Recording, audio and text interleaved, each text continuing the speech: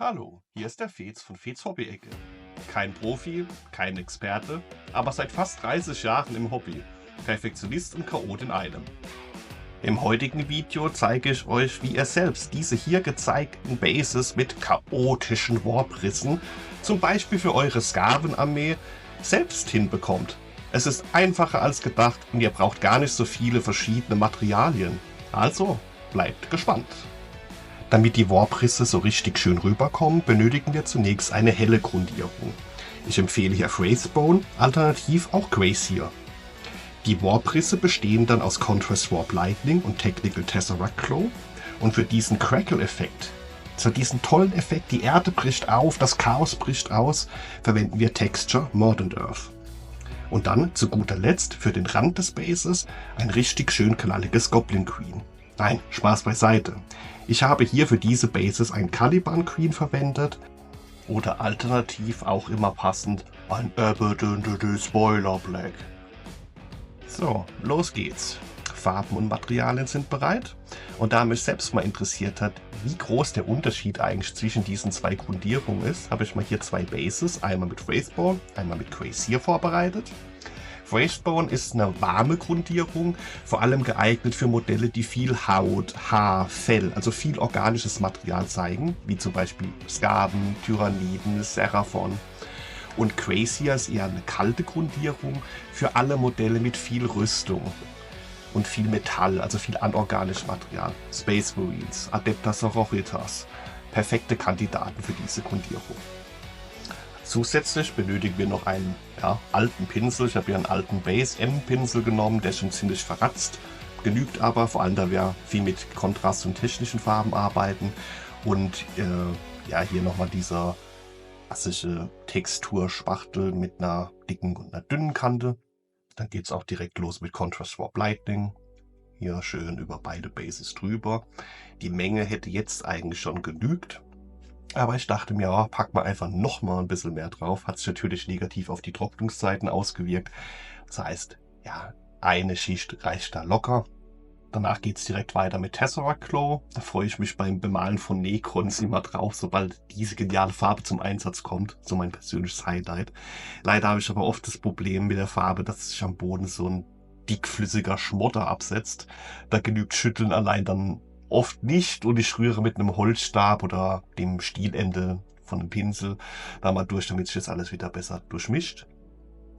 Naja, zumindest packen wir jetzt etwas davon zur noch sehr nassen Kontrastfarbe dazu. Zufällige Tupfer und Striche und ja, einfach ein bisschen Spaß mit der Farbe haben. Die Farbe benötigt dadurch natürlich sehr lang zum Trocknen und da habe ich mir gedacht, ja, da steht ja noch dieser Skaven Warlock Kanonier, so ich glaube. Da machen wir doch das Base direkt mal mit. Auch öfter mal was Neues, weil in der Regel das Base ja nach dem Modell an sich fertiggestellt wird. Jetzt mal komplett in umgekehrter Reihenfolge erst das Base und dann hoffentlich bald irgendwann das Modell noch fertigstellen. Ja, schauen wir mal. Auf jeden Fall habe ich da auch gemerkt, wie schwierig das eigentlich ist, so zu malen und es so in die Kamera zu halten, dass man im Video auch gescheit erkennen kann, was denn so passiert. Beide Farben sind jetzt weitestgehend getrocknet, also so nach ungefähr 30 bis 45 Minuten. Jetzt geht es weiter mit Mordant Earth. Und mit dem Spachtel packen wir jetzt diese dunkle Texturfarbe mitten aufs Base, verteilen das schön. Unser tolles, kreatives, grünes Muster verschwindet jetzt unter dieser schwarzen Masse. Ganz wichtig hierbei ist vor allem die Unregelmäßigkeit. Das darf hier echt kreuz und quer sein, unterschiedlich dick aufgetragen werden. Immerhin geht es ja hier um chaotische Warprisse und je unterschiedlicher das ist, umso besser wird das Ergebnis werden. Beim Warlock-Kanonier nehme ich dann auch die dünne Seite des Spachtels, um die Texturfarbe zu verteilen. Bei dem Modell ist jetzt ohnehin nicht so viel von der Oberfläche des Bases sichtbar, aber glaub mir, der Effekt kommt trotzdem gut rüber. Und es geht ja auch darum, in der Regel ein Modell zu komplementieren. In den seltensten Fällen wird mir einfach ein Base in dieser Technik komplett anmalen. Nach 30 Minuten Trocknungszeit sieht das Ganze noch relativ unspektakulär aus. Am Rand des Bases sieht man jetzt schon ein bisschen stärker getrocknet. Man erahnt darunter die grüne Farbe. Weitere 30 Minuten später erkennt man dann die ersten Risse. Nach 1,5 Stunden kommen wir dem gewünschten Ergebnis schon ziemlich nahe. Und dann nach 2 Stunden sieht es schon richtig, richtig nice aus. Richtig gut geworden. Auf jeden Fall sind die Bases jetzt auch trocken genug, um so die erste Schicht Farbe auf den Rand aufzutragen. Auch gar nicht so einfach, wenn man nichts auf dem Base hat, also kein Modell, um das irgendwie festzuhalten. Ja, das nächste muss ich die dann auf einen Korken kleben oder sowas. Naja, man lernt halt nie aus. Bei den Wraithbone Bases benutze ich eben das Caliban Green als Randfarbe.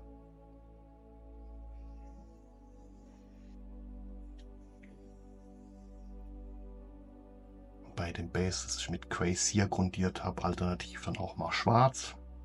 Da gibt es ja auch die unterschiedlichsten Meinungen dazu. Ich finde es natürlich eigener Geschmack.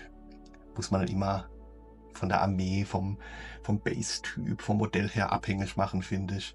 Ich habe ganz viele Bases mit dunklen Randfarben, die den Grundton der Base-Oberfläche einfach so auf den Rand übertragen. Habe aber auch genauso viele Modelle, die einfach einen schwarzen Rand haben, also schwarz umrandete Bases. Wenn wir uns einmal zurückerinnern in die 90er, die Modelle, die offiziell von Games Workshop oder Eevee Metal Team eben angemalt wurden, da gab es nur Goblin Queen Bases. Es hatte auch so seinen besonderen Charme und es gehört einfach so zum Hobby zu der Zeit damals auch dazu.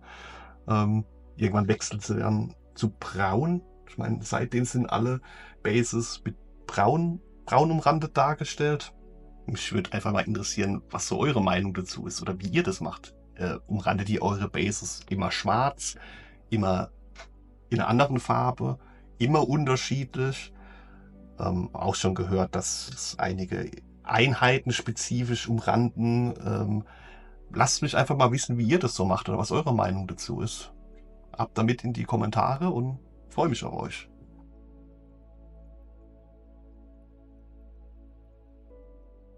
Und das sind sie, unsere finalen Bases. Sehr cool. Ich finde, die Grundierung selbst hat keinen so großen Unterschied gemacht und die Grüntöne kommen auf beiden Bases gut rüber.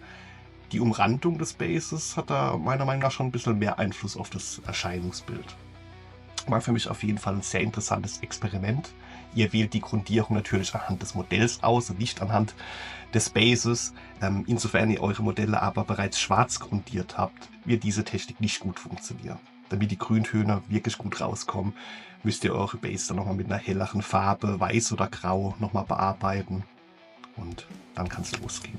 Ich hoffe, euch hat das Video gefallen. Lasst mir gerne ein Like und ein Abo da, würde mich echt sehr freuen. Ich wünsche euch viel Spaß beim Bauen, Malen und Spielen und bis zum nächsten Mal.